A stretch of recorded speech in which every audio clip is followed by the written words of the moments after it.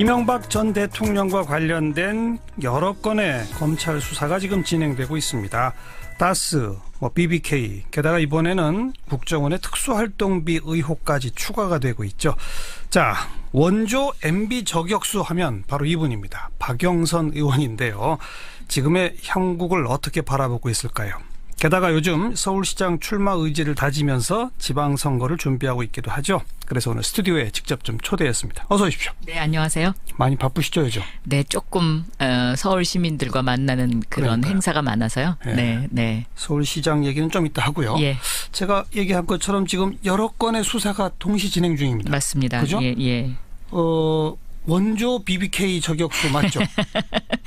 네, 제가 저격수라는 표현은 별로 안 좋아합니다만은 제가 이 문제를 제일 먼저 들고 나왔던 그러니까요. 사람입니다. 네. 과거 기자 시절부터 관련이 있지 않나요? 그렇습니다. 제가 경제 매거진을 진행하던 시절에 그 이명박 그 대통령 그 후보 당시 훨씬 전이죠. 그러니까 이명박 회장께서 본인이 건설회사의 회장으로 성공했다기보다는 금융회사 회장으로 성공하고 싶다라는 의사를 표명을 하면서 좀 취재해달라고 그래서 제가 그 취재 요청에 의해서 가서 BBK, LK이뱅크 사무실에 직접 갔었죠. 그렇죠. 네. 그때 그러니까 이명박 전 대통령하고 인터뷰를 한 거죠. 인터뷰를 했었고 그 당시에 이제 그 본인이 BBK를 설립했다라는 그런 그 인터뷰까지 했었습니다. 네. 했었는데 그 말이 방송에는 안 나갔고 원본에는 이제 있었는데 나중에 제가 2007년도에 국회의원이 돼서 MBC에 그 원본 자료 요청을 하니까 하필이면 고태인만 없어졌다고 그랬던 일이 있습니다. 예. 네. 본인이 설립했다라고 훨씬 전에 자랑하려고 일부러. 자랑하려고 불렀던 겁니다. 근데 자기는 무관하다. 네. 이렇게 된 거잖아요. 네, 그렇습니다. 네. 지금 아무튼 BBK, 다스, 게다가 또 다스 저 처남이죠. 대통령의 처남이 사망하고 상속세를 내는데 그걸 주식으로 국세청이 받아준 맞습니다. 과정의 예. 문제점 네. 등등을 계속 폭로해 오시지 않았습니까? 네, 폭로라기보다는 그냥 문제제기. 국회의원으로서의 그 임무를 다하기 위해서 문제 제기를 계속 해왔던 거죠. 그 수년 동안 그런 문제 제기가 있었음에도 불구하고 명쾌하게 해결된 게 아직 없잖아요. 현재까지는 그렇습니다. 네. 그런데 최근에 검찰 수사를 보면 이제 검찰이 좀 의지가 생겼구나 하는 것을 읽을 수가 있습니다. 어젠가요? 그 MB의 집사 김백준 그리고 이제 MB 시절에 민정비서관이었던 김진모 전 검사장 영장이 청구가 맞습니다. 됐죠. 내일쯤이면 아마 결정될 거예요. 저는 이게 굉장히 중요하다고 봅니다. 특히 김백준과 관련된 영장 청구 부분에 있어서 영장이 발부되느냐 안 발부되느냐가 MB 수사의 커다란 변곡점이 될 것이다. 이렇게 보고 있습니다. 왜요? 왜냐하면 이 김백준이라는 분은 이미 그 2007년도에 저희가 그 조사를 했을 때 이명박이라는 사람을 대신해서 미국의 김백준을 상대로 소송을 한 소송 대리인이거든요. 김경준을 상대로. 예. 그러니까 MB의 소송 대리인이니까 사실은 MB의 아바타입니다. 그래서 이 BBK, 다스 더군다나 청와대 총무 그 수석을 하지 않았습니까? 비서관 했잖아요. 그래서 이런 어떤 국정원 특활비 문제 모든 것을 꿰고 있는 저는 링크 역할을 하는 사람이다. 이렇게 보고 있습니다. 네. 그런데 사실 국정원 특활비 부분은 이제 새삼스럽게 갑자기 불거져 나온 거고 박근혜 전 대통령 국정원 수사가 다 끝나가는 와중에 말이죠. 그러면서 이제 그게 그 당시 민간인 사찰 사건에 장진수 전 주무관 입막음용으로 돈이 건네간 이런 것들과 연결돼서 지금 나오고 현재까지 언론 보도상으로 보면 국정원로부터 받은 돈도 한 2억, 3억 이런 정도 나온단 말이에요. 그럼 사실 다스, BBK 이거랑 좀 무관한 거 아닙니까? 국정원 특활비는 다스 BBK와는 별개의 사건이지만 지금 말씀하신 그 장진수 전 주무관의 양심 고백이 있지 않았습니까? 그 당시에 제가 그 MB의 민간인 사찰 부정부패 사건을 파헤치는 단장이었습니다. 그래서 장진수 주무관으로부터 5천만 원을 받았다는 돈다발의 그 사진을 확보를 해서 저희가 그것을 밝힌 적이 있죠. 그렇죠. 그리고 장진수 주무관이 그 돈이 민정수석실로부터 나온 거다. 그런데 그 돈을 건넨 사람의 이름은 기억하지 못한다. 이렇게 이제 저희한테 와서 얘기했던 것이거든요. 그렇기 때문에 이것은 실체가 있는 것이라서 만약에 MB가 그 포토라인에 선다면 저는 이 문제가 가장 빠르다. 촉발점이 될 것이다. 네, 촉발점이 될 것이고 빠르고 이 다스나 BBK 문제는 제가 보기에는 증거인멸이 굉장히 많이 된 것 같습니다. 그러니까 검찰의 캐비넷 속에 자료가 분명히 있는데요.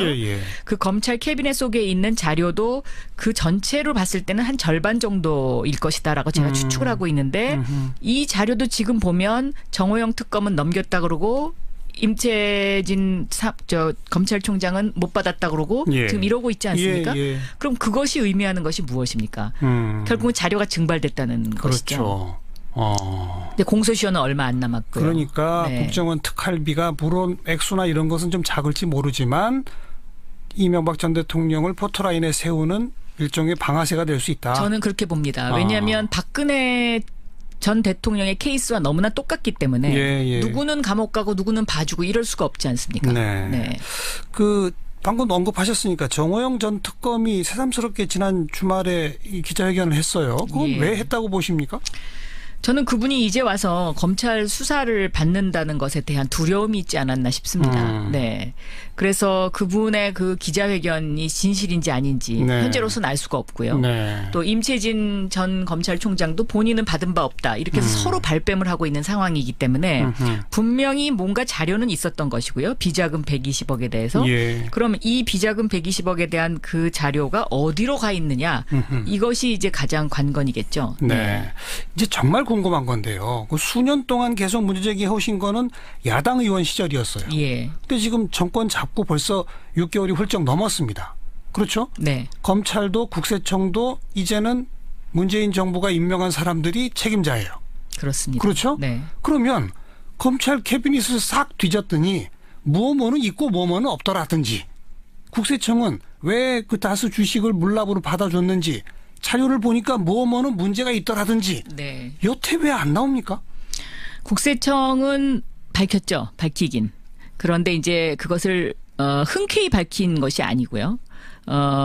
검찰은 그 검찰이 갖고 있는 자료를 분석했는지에 대한 아직까지 언급이 없지 않습니까?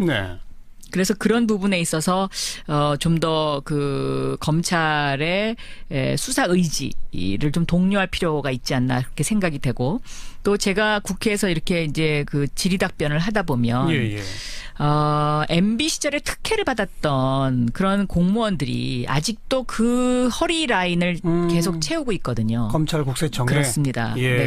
그분들이 굉장히 수동적으로 움직이고 있다라는 것을 느끼고 있습니다. 그게 영이 안 먹히나요? 제가 거기까지는 모르겠습니다. 아니 여당이 됐으면 정부를 우선 정부부터 혁신하는 게 맞습니다. 첫 번째 아니겠습니까? 특히 국세청 같은 경우 뭐 해명을 했다라고는 합니다만 아니 누가 봐도 이상한. 그러니까 이제 예를 들어서 주식도 다 가지고 있고 다 가지고 있습니다. 땅도 아주 이상하게 건저당돼 있는 걸 누가 봐도 분명히 이상하죠. 문제가 있고 그런데 그걸 받아주게 된 과정 그거 왜 아직 못 밝히나 이거죠? 그러니까 국세청의 답변은 이런 거죠. 그 당시에 담당 주무 관청장은 퇴직을 했고요. 그러니까 퇴직을 했고 그 일을 시킨 사람들은 지금 이미 다 어딘가 가 있는 건데요. 가 있는 건데 자료도 없나요 그러면? 있는 것 같습니다. 왜냐하면 제가 계속 질의하면 뭔가를 갖고 와서 브리핑을 합니다. 근데 부족합니다. 그것이. 부족하고 제 눈에는 이거는 이 가운데 10분의 1만 갖고 왔구나 뭐 이런 생각이 드는데 그분들이 아무래도 뭐 그게 선배님이 한 일이고요. 또 국세청에 지금 현재 중요한 자리에 앉아 계신 분 중에 보면 MB 정권 당시에도 그 중요한 자리에 계셨던 그분이 바로 거기 앉아 있는 분도 몇 분 계십니다. 아직도? 검찰도 마찬가지고요. 이제는 좀 속도를 내면 바뀔까요? 조금 바뀌겠죠. 왜 화끈하게 못 바뀝니까? 저도 그랬으면 참 좋겠습니다. 여당 의원을 우습게 보는군요, 그분들이. 그것도 중진 의원을. 그렇다기보다는요. 국회가 지금 과반 의석을 확보하지 못하고 있기 때문에 거기에 대한 어떤 굉장한 방패막이가 있다라고 저는 보고 있습니다. 그래요. 아무튼 의혹과 의혹이 이제는 좀 시원하게 풀릴런지 여당 의원으로서 책임감을 갖고 좀 독촉을 해 주시기 부탁드리겠습니다. 그러고 있습니다. 자, 서울시장을 왜 하시려고 합니까? 제가 2011년도에 그때는 정말 타의에 의해서 서울시장 후보에 출마를 하게 됐고 네. 그 당시에는 검찰 개혁을 해야 된다는 어떤 그 일념과 정의, 대한민국의 정의를 바로 세워야 된다는데 더 관심이 많았기 때문에 서울시장은 그냥 나는 이번에는 그냥 이렇게 다른 사람을 더 돋보이게 해주는 역할이다 이렇게 네. 생각하고 네. 그때는 나왔던 거고요. 네. 그렇지만 그때 한번 그런 관심을 가진 데다가 또 하나는 제가 전공이 도시지리학을 전공했습니다. 그러세요? 네, 그래서 원래 이제 도시에 대한 그 관심이 그 굉장히 옛날부터 이제 오랜 시간 좀 축적된 그런 것도 있고요. 예. 그다음에 세 번째는 서울의 도시 경쟁력이 지금 이대로 가다가는 굉장히 추락할 것이라는 그런 위기감 같은 것이 저한테 있습니다. 최근에 나온 산업연구원 보고자료를 보면 그 처음으로 국가에서 만든 자료 가운데 서울이 쇠퇴하고 있다라는 표현이 들어가 있거든요.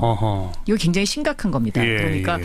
수도 서울이 쇠퇴를 하면 대한민국의 성장이 멈추는 것이기 때문에 이 쇠퇴기에 접어든 서울을 다시 성장할 수 있는 서울, 활기찬 서울, 젊은 서울로 바꿔야 되지 않겠나 하는 그런 생각을 하고 있습니다. 박원순 시장이 잘 못했나요? 박원순 시장님 잘 해오셨죠. 잘 해오셨는데 정책이라는 것은 저는 그 사람의 체화된 어떤 그 인생 역사에서 나온다고 생각합니다. 네. 그러니까 지금까지 박원순 시장님이 살아오신 인생 역사가 그대로 체화된 정책이 서울시에 투영됐다고 생각합니다. 예를 들면 마을 공동체 사업이라든지 예. 시민단체를 하시면서 겪었던 어떤 그런 것들. 그런데 이제 이것을 터닝 포인트 할 때가 됐습니다. 그러니까 대전환을 맞아야 됩니다. 왜냐하면 여기서 바꾸지 않으면요.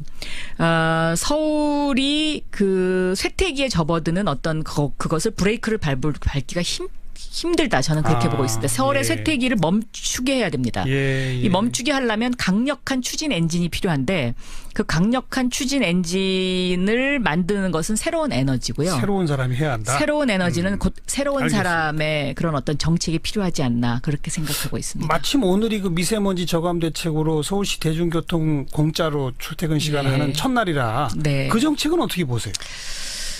대체적으로 지금까지 보도를 보면 시민들이 그렇게 환영하는 것 같지는 않습니다.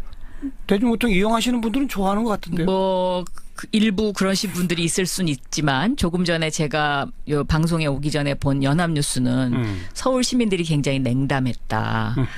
왜 이것을 그 대중교통에 대한 요금을 안 받느냐, 이거 내야 되는 거 아니냐. 왜냐하면 저 정책은 한 번 그 실시하면 하루에 50억 내지 60억을 그렇습니다. 쓰는 돈이 나가는 돈이잖아요. 그러면 일시적으로 50억과 60억의 효과가 과연 있었느냐에 대한 분석이 필요하겠죠. 네네. 그런데 서울 시민들이 대중교통을 이용해달라는 강한 메시지 전달은 가능했을지 모르지만 이것이 그냥 미봉책이기 때문에 근본적인 대책을 만드는 쪽으로 좀 더 서울시가 박차를 가야 했어야 되는 거 아닌가 하는 생각은 하고 있습니다. 미봉책으로 보인다. 네. 이 정책은. 네. 지금 왜냐하면 그러면 미세먼지 그 경보 발령될 때마다 이런 정책을 쓸 수는 없지 않습니까? 아니 매번 하겠다는 거죠. 매번 하기는 것은 제가 보기에는 이거는 조금 현실적으로 불가능할 것입니다. 왜냐하면 봄 되면 미세먼지가 더 많이 이제 그 경보가 날아날 텐데 그러면 그때마다 하루에 60억씩 그냥 공중으로 날아가는 이 예산에 대한 부분을 서울시가 준비를 했다고 하더라도 저는 그 예산으로 오히려 근본적인 대책을 세우는 것이 더 효과적이지 않을까.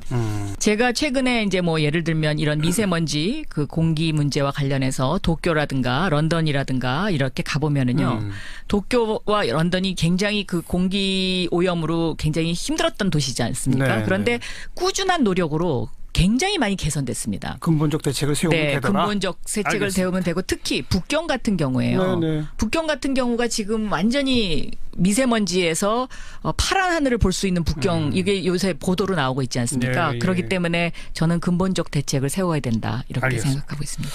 정봉주 전 의원 서울시장 출마설이 있는데 나온답니까? 글쎄요. 제가 지난번에 저녁 같이 먹었거든요. 저녁 같이 먹었는데 저한테 그러더라고요. 요새 박영선 의원이 아주 잘하고 있어. 뭐 그러면서 저더러 할 것만 딱딱 그렇게 골라서 하면 좋다고 막 그래서 저를 응원을 해주더라고요. 근데 제가 정봉주 의원이 서울시장 출마를 글쎄요 할지 안 할지 저는 그거는 그 사람에 대한 예의이기 때문에 물어보진 않았습니다. 네. 근데 할 듯이 보이던가요?